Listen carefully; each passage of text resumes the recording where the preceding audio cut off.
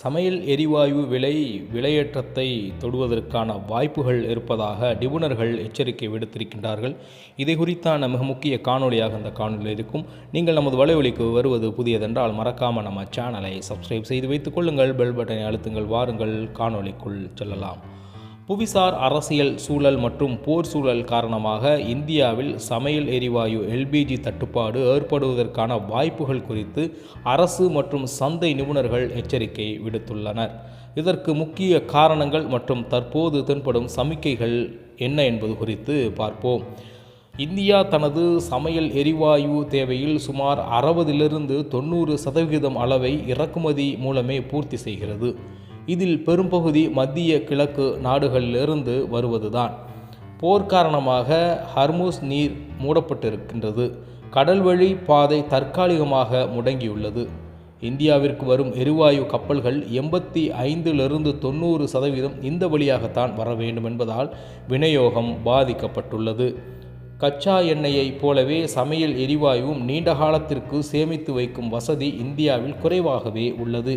தற்போதைய கையிருப்பு 10 முதல் 30 நாட்கள் மட்டுமே போதுமானது என கூறப்படுகின்றது. விலை உயர்வு.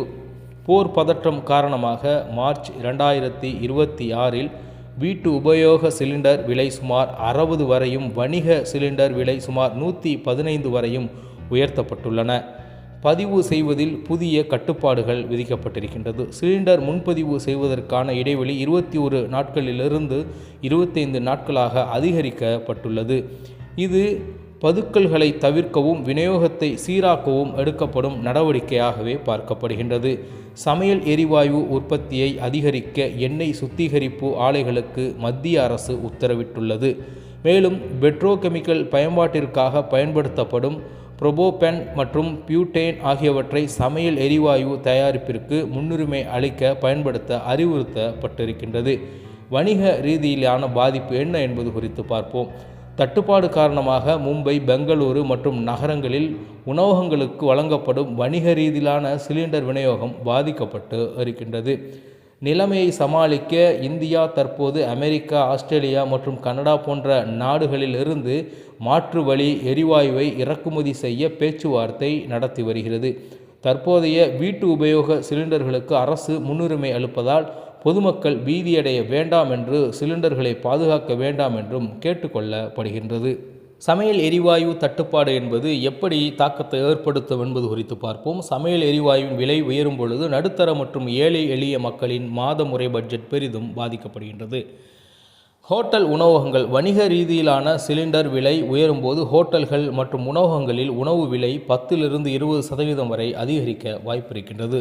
சிறு வியாபாரிகள் மற்றும் தள்ளுவண்டி கடைக்காரர்கள் அதிக நஷ்டத்தை சந்திக்க நேரிடும் என்று விலையை உயர்த்த வேண்டிய கட்டாயத்தில் தள்ளப்படுவார்கள். எரிவாயு தட்டுப்பாடு என்பது போக்குவரத்து மற்றும் தொழிற்சாலைகளையும் பாதிக்கும். இது மறைமுகமாக காய்கறிகள், பால் மற்றும் மளிகை பொருட்களின் விலையை உயர்த்தும். இது மக்கள் வாங்கும் சக்தியை குறைக்கும் என்பது குறிப்பிடத்தக்கது. கிராமப்புறங்களிலும் வறுமை கோட்டிற்கு கீழ் உள்ள மக்களுக்கும் எரிவாயு கிடைக்காத போது அல்லது விலை அதிகமாக இருக்கும்போது மீண்டும் விறகடுப்பு, நிலக்கரி அல்லது மண்ணெண்ணெய் போன்றவற்றை நாடக்கூடும். இது வீட்டு புகை மாசுபாடு மற்றும் சுவாச கோளாறை உண்டாக்கும் என்பது குறிப்பிடத்தக்கது. தட்டுப்பாடு ஏற்படும் என்ற பயம் மக்களிடையே பரவும் போது வசதி உள்ளவர்கள் ஒன்றுக்கு மேற்பட்ட சிலிண்டர்களை முன்பே வாங்கி பதுக்க முயற்சிப்பார்கள். இது உண்மையில் தேவைப்படுபவர்களுக்கு சிலிண்டரை கிடைக்காமல் போகச் செய்யும். மேலும் கருப்பு சந்தையில் சிலிண்டர்கள் அதிக விலைக்கு விற்கப்படலாம். தட்டுப்பாட்டை சமாளிக்க அதிக விலைக்கு வெளிநாடுகளிலிருந்து எரிவாயுவை இறக்குமதி செய்யும் போது அரசின் மானிய சுமை அதிகரிக்கும். இது நாட்டின் ஒட்டுமொத்த பொருளாதார வளர்ச்சியையும் பாதிக்கும். இந்த பாதிப்புகளை தவிர்க்க நீங்கள் முன்கூட்டியே சிலிண்டரை முன்பதிவு செய்து கொள்வது, சமையலின் மின்சார அடுப்பு போன்ற மாற்று வழிகளை ஓரளவு பயன்படுத்துவது உதவியாக இருக்கும் என்று நான் நம்புகின்றேன். இந்த காணொலி உங்களுக்கு மிக பயனுள்ளதாக இருக்கும். மறக்காமல் நம்ம சேனலை சப்ஸ்கிரைப் செய்து வைத்துக் கொள்ளுங்கள். மீண்டும் முக்கிய காணொலியில் உங்களை சந்திக்கின்றேன். நன்றி, வணக்கம். இது உங்கள் தமிழா செய்திகள்.